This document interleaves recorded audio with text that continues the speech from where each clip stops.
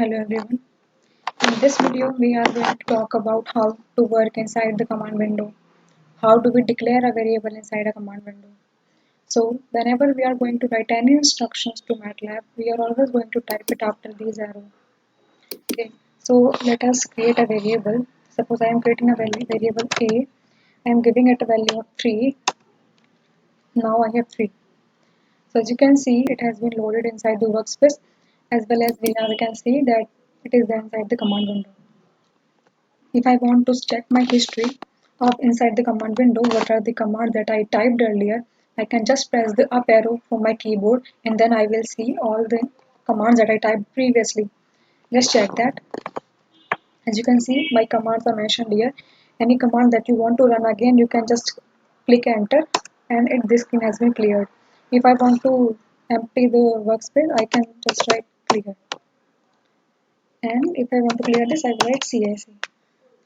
So now when I created variable a equals to 4, I am having space here. The space we can see is quite larger. If I want this space consumption to be low, so I will type the command format compact. So now if I run this command, the command again, a equals to 4, we can see it is now consuming less space. So if you like the loose space, you can just do format loose and then we'll write the command a again and then we'll see it has been used again. So I'll just clear it and then yeah. Now coming to the next thing is operators. Operators are just like plus, minus, division, brackets and multiplication. These are our operators. And they have some priorities, that which operator will be operated first, which command will the command window or MATLAB will execute first. So if I'm going to write 7 plus 8 divided by 2, the answer will be 7 plus 4, which is equals to 11, because division has more priority than plus. So the MATLAB will first solve this as per our conventional board mass. It is going to solve this first, and 8 by 2 is 4, and then 7 plus 4 is equals to 11. So if I want this to be divided by 2, what I will do is I just put a bracket, 7 plus 8 divided by 2. Now we'll have a desired answer, which is 15 by 2. So this is how operator priorities work inside MATLAB. Also, if I want to divide 22 divided by 7, so answer is a kind of variable that will be created if I have not assigned this value to a variable. So MATLAB will instantly provide a variable to this command and will give the answer 3.17, and this will also be stored in the workspace. So as you can see that we are getting 4 values after the decimal.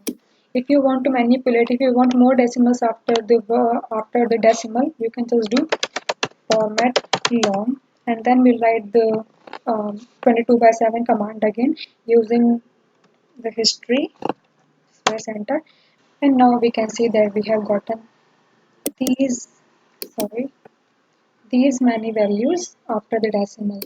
If you want to the digits to be just 2 after the decimal point, what we will just do is we'll just type format and then bank, and then we'll write the command again and we'll see it is 3.14. So in this way, like to whatever decimal point you want to calculate or have the answer, we can just change it using the format function. I will just clear the screen, more space. So when we are creating a variable, there are certain rules. Like we cannot create a variable of any name. There are certain limitations that we need to follow according to the MATLAB. So whenever we are creating a variable, it should always start with a letter. We cannot start like write a variable starting with a number. So I can create a equals to 3, but I cannot create 1a equals to 3. It will give error. MATLAB is saying that invalid expression and did you mean this? But I can give the name A1. This is okay because we can add the numbers after the letter, but we cannot start a variable starting with a number. Also, when there are so many words inside the variable, what we can do, we can separate them using underscore. I'll just write the x and then I'll give value 5. This will run fine.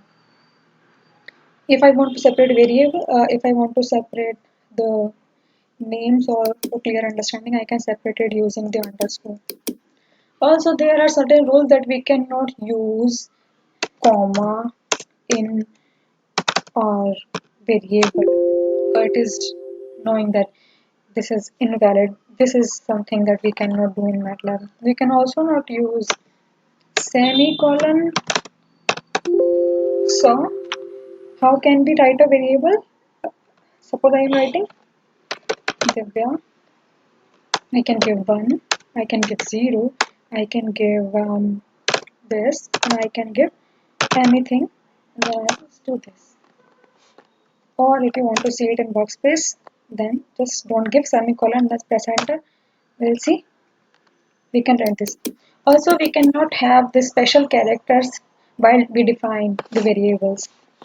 Like we cannot do a hash equals to 8. This we can't do in MATLAB.